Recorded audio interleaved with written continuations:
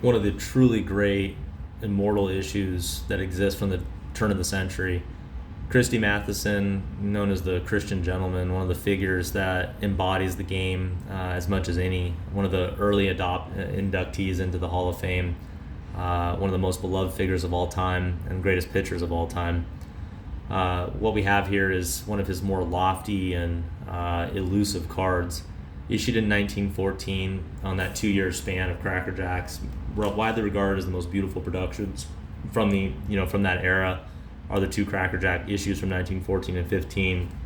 Very, very similar in shape and design, though the 1915s were predominantly ordered from the factory as sets, whereas the 1914s could only be grabbed through the actual product itself.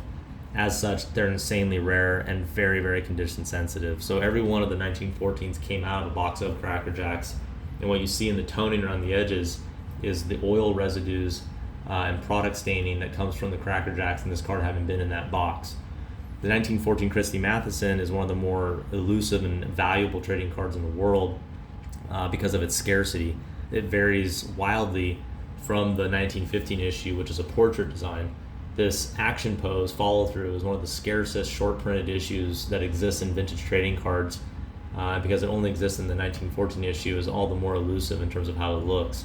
Just absolutely stunning example, one of the best preserved copies in the world. There's only a handful that have ever graded higher technically.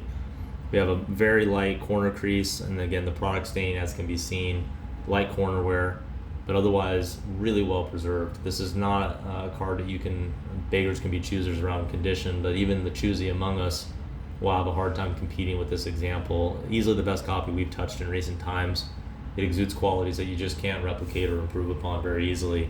And it's just a piece of history. So absolutely delighted to have it. It's one of the showpiece vintage cards from the current Premier Auction.